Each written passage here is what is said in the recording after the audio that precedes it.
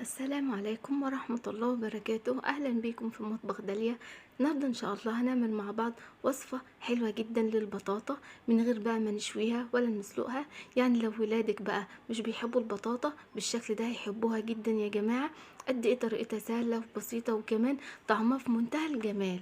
وقبل ما ندخل على الطريقة يا ريت تعملي لي لايك واشتراك في القناة، ويلا بينا نسمي الله ونصلي على الرسول ونشوف معانا ايه. اول حاجه معايا هنا 2 كيلو بطاطا. انا جبت البطاطا ونقعتها كويس لحد ما الطينه اللي فيها كده دابت، وبعد كده يا جماعه غسلتها كويس وقشرتها بالشكل ده.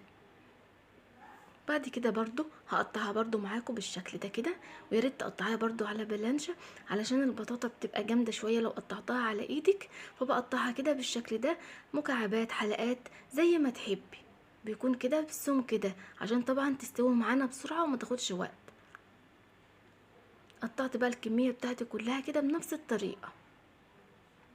وطبعا البطاطا من الحاجات المغذية جدا يا جماعة، وكمان بتبقى حلوة جدا جدا على دخول الشتاء بقى. قطعت البطاطا بتاعتي كلها كده. بعد كده معايا هنا كوباية من اللبن او الحليب، ومعايا كمان هحط لها 3 معالق سكر كبار. وطبعا السكر على حسب الرغبة بتاعتك، بس هي كده كان سكرها مظبوط جدا جدا. وهحط لها كمان كده حوالي مكعبين كده من الزبدة. طبعا لو ما عندكيش زبده ما فيش مشكله، احط معلقتين من السمنه. وهرفع بقى الحله بتاعتي كده على النار بالشكل ده كده يا جماعه، وهحطها على نار هاديه علشان طبعا اللبن بتاعنا ما يتشطش في الحله. يعني النار بتاعتك تكون هاديه كده. وطبعا قعدت على النار حوالي 15 دقيقه واستوت معايا بالشكل ده. بقلبها كده بالشكل ده كده وهي على البوتاجاز، وببدأ اهرسها بقى كده يا جماعة. وبتتهرس بقى معاكي بكل سهولة. يعني احنا بهرسها كمان بالمعلقة بتتهرس معايا بكل سهولة. كده خلاص بقت جاهزة معايا واتهرست كويس كده بالشكل ده كده. وبيكون لسه فيها كده شوية من صوص اللبن اللي حطيناه.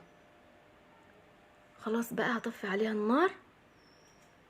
برضو هرستها كده شوية بالمعلقة كمان لحد ما قوامها يكون كريمي خالص معايا. يعني انا مش عاوزة فيها اي تكتلات خالص، علشان كده وانت بتاكل البطاطا تكون كده حاجه كريميه معاكي خالص. كده خلاص هرستها كويس بالشكل ده كده يا جماعه. واهم حاجه تهرسيها وهي تكون سخنه بالشكل ده. شايفين البخار لسه بيطلع منها اهو. جبت بقى الصينيه بتاعتي هنا مقاس 30، دهنتها دهن السمنه كويسه كده بالشكل ده. وطبعا الصينيه اللي انت حباها وكمان المقدار اللي انت حباه، ممكن تعملي بس كيلو واحد من البطاطا في صينيه صغيره، طبعا على حسب عدد افراد الاسره بتاعتك. هنزل بقى بالبطاطا بتاعتي كلها كده في الصينيه يا جماعه، وهبدا بقى اسويها كده في الصينيه. قد ايه بقى وصفتنا سهله النهارده وبسيطه، مخدتش مننا اي وقت، وانت واقفه هتكوني عملتيها على طول. بس قد ايه برضو مغذيه جدا. يعني الولاد كده لو عملتها لهم كده وهم بيذاكروا كده تكون سخنه، يا سلام عليها بقى لما تاكليها وهي سخنه. برضو بتبقى جميله جدا وهي برد.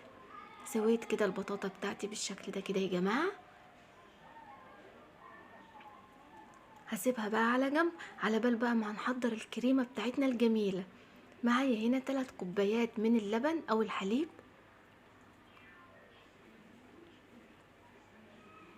كده حطينا كوبايتين ودي كده الكوباية التالتة. هحط لهم برضو 3 معالق من السكر، يعني لكل كوباية لبن معلقة كبيرة من السكر، وطبعا على حسب السكر زي ما تكوني عاوزاه. وهحط كمان 3 معالق من النشا، برضو معلقة حلوة قوي لكل كوباية لبن. يبقى حطيت يا جماعة 3 كوبايات لبن، 3 معالق نشا، 3 معالق سكر، وهحط كمان معلقة كبيرة من الكريم شانتيه. وطبعا ده اختياري، لو مش عندك مفيش اي مشكلة، بس هو كده بيعزز طعم الكريمة بتاعتنا وبيخلي طعمها حلو. هقلب بقى الاول كده على البارد بالشكل ده كده يا جماعة لحد ما ادوب السكر مع النشا مع الكريم شانتيه اللي حطيناه. وبعد كده بقى هرفعه على البوتاجاز بالشكل ده كده يا جماعه. وطبعا ايديا بقى ما تسيبش تقليب علشان طبعا ما يكتلش منك كده في اخر الحله من تحت، لحد كده ما يكون قوامها كريمي بالشكل ده كده يا جماعه. وطبعا اخر حاجه بحط لها برده معلقه من الزبده. بتخليها كده كريميه كده وطعمها حلو جدا جدا. وزي ما قلت لك لو ما فيش زبده ما فيش اي مشكله.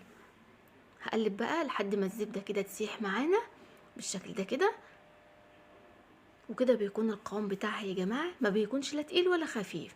كده خلاص غلت معايا اهو. كده خلاص اتاكدت ان النشا بتاعتنا استوت خلاص. هطفي بقى عليها خلاص. وبعد كده بقى هنشوف هنعمل ايه. كده خلاص الكريمه بتاعتنا بقت جاهزه. بنزل بقى على البطاطا بتاعتنا بالشكل ده كده يا جماعه وهي سخنه كده، علشان طبعا نبدا بقى اساوي الكريمه كده فوق البطاطا. وطبعا لو حابه تزودي كمان مقدار الكريمه عن كده براحتك خالص. هسوي كده الكريمه بتاعتنا بالشكل ده كده. هسيبها بس تبرد حوالي 10 دقايق لحد ما وشها كده يا جماعه يجمد معانا شويه، وبعد كده نرجع لها تاني. بعد ما وشها بقى جمد معايا بالشكل ده كده واستنيت عليها 10 دقايق، بجيب كده معلقه من الزبده وببدا احطها كده على وش البطاطا بتاعتنا او الكريمه بتاعتنا بالشكل ده. ده بقى بتديها لون حلو جدا، وكمان بتديها طعم من فوق كده جميل برضو حلو جدا. هدهن بقى الوش كله كده بالشكل ده كده يا جماعه.